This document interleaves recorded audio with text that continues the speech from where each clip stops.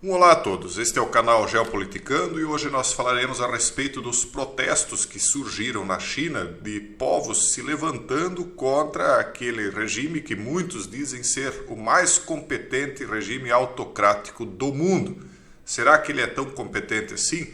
Bom, por conta dos bloqueios e todas as demais medidas que estão sendo julgadas como draconianas por aqueles que estão se levantando, nós estamos vendo que o povo está lá desesperado, ao ponto de, mesmo sabendo das consequências graves que sempre vêm quando protestos contra regimes desse tipo acontecem, por conta do desespero, as pessoas mesmo assim estão enfrentando os agentes daquele Estado.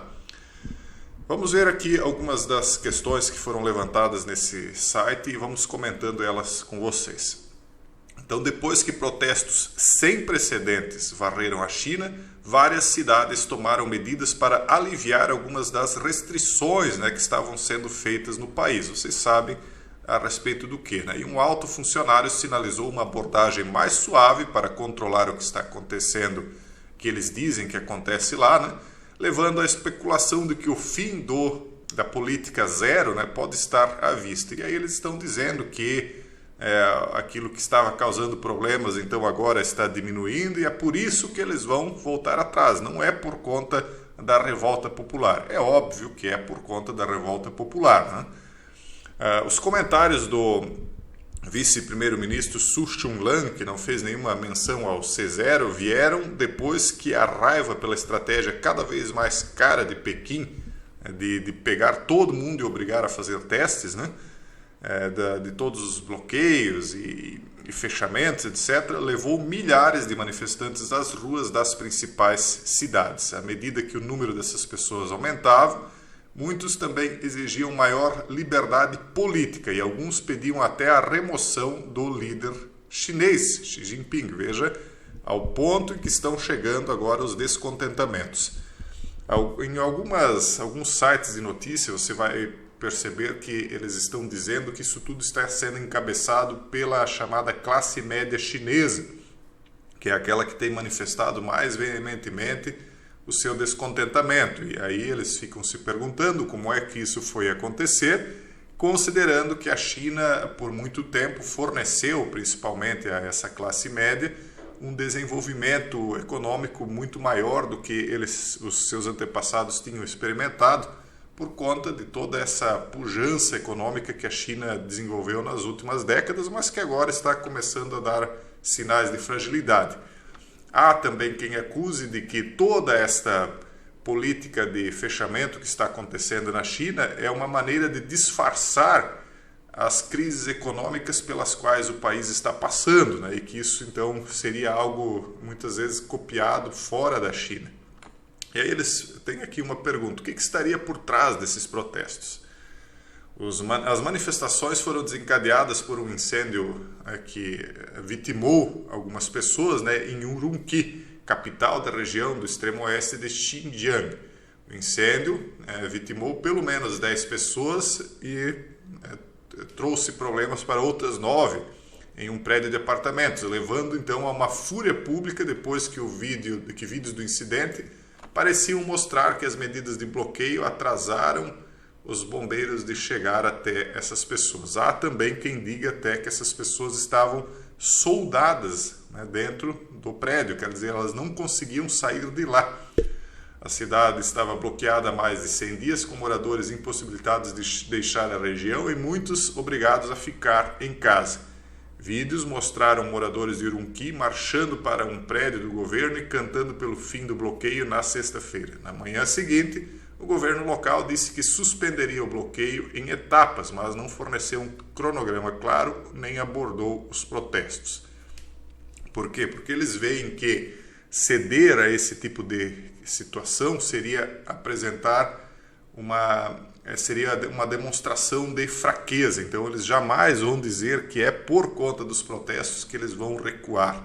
Então eles vão dizer que o problema que estava causando os bloqueios está diminuindo e tal, mas que qualquer recuo do governo não tem nada a ver com a pressão do povo.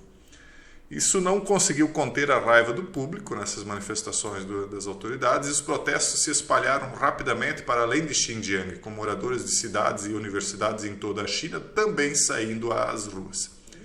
E aí você vê que não é apenas na China que está acontecendo esses protestos em massa, mas também naquele país que você chama de Ari, caso você leia ele de trás para frente.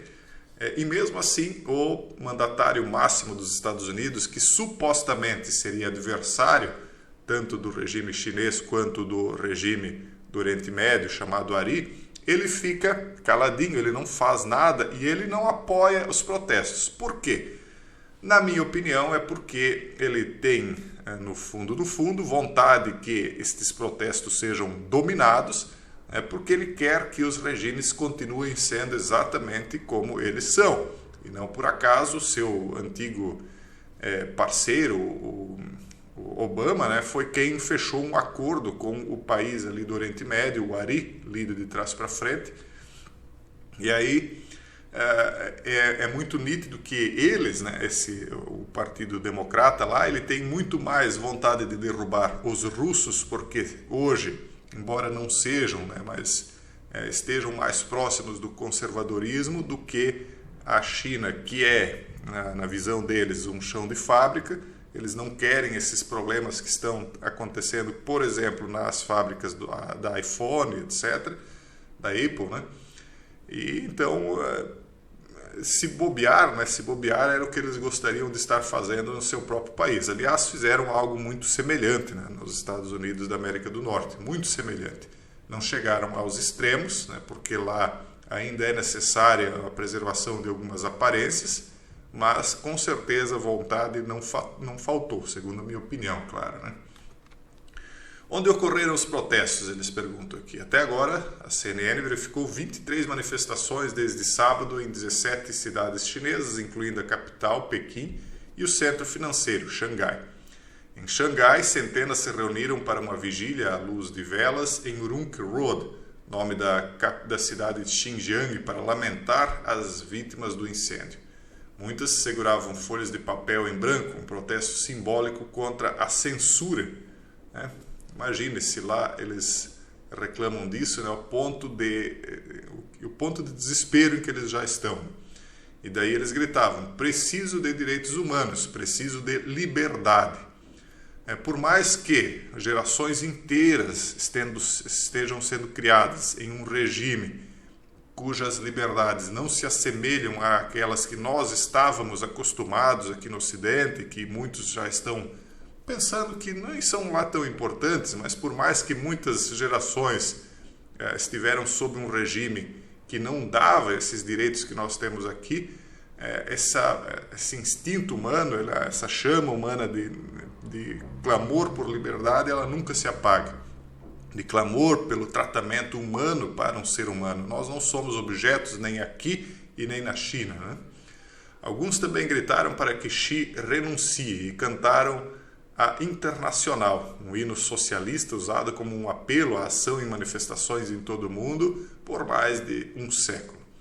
Quando eu vejo as pessoas ainda cantando a Internacional, eu me lembro daquela cena, daquele curta místico, I Pet Goat Gemini, ou 2, onde em uma das cenas há um rapaz mexicano afundando em uma gosma verde e ao lado dele uma foice e um martelo afundando, porque ali está demonstrando que o comunismo está sendo engolido por esse novo sistema de coisas que está vindo aí.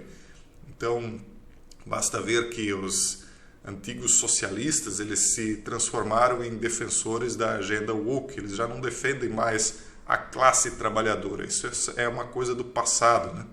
Então hoje eles clamam pela defesa das classes trabalhadoras, cantando a Internacional, sem perceber que os supostos defensores dos trabalhadores já estão em outra faz tempo,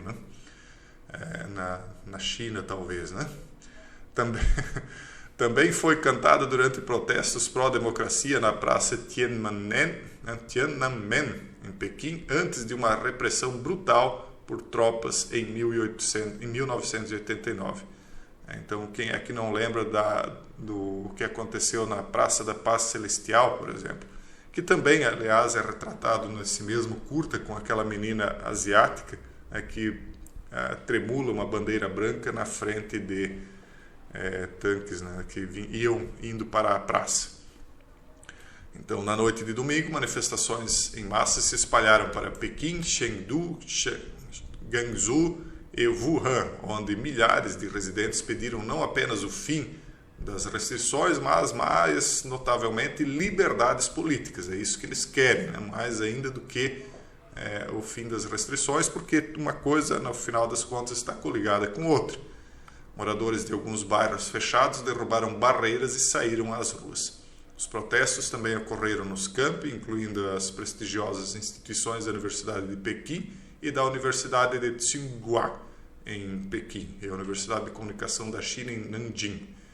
Em Hong Kong, onde uma lei de segurança nacional imposta por Pequim em 2020 foi usada para reprimir a dissidência, dezenas de pessoas se reuniram na noite de segunda no distrito central da cidade para uma vigília. Alguns seguravam pedaços de papel em branco, enquanto outros deixavam flores e cartazes em homenagem aos que pereceram, né, no incêndio de Urumqi. Bom, é isso que está acontecendo lá. Aqui tem outras informações, eu não sei nem se eu deixo para vocês, mas eu vou fazer o seguinte, eu vou deixar aqui o título em inglês, que isso aqui é uma matéria em inglês, aí vocês pesquisam, né? E aí botam lá no tradutor automático e vão ter todas as informações, porque eu acho que é importante, por exemplo, o que significa aprender, o que significa a política do C0. Só que se eu for explicar aqui, talvez o vídeo não vá adiante, então para que ele chegue a você, eu recomendo que você mesmo faça essa pesquisa, tá bom, pessoal? E é isso, as coisas no mundo aí estão em ebulição, nada está estanque, nada está determinado ainda. Um forte abraço e até o próximo vídeo, se Deus quiser.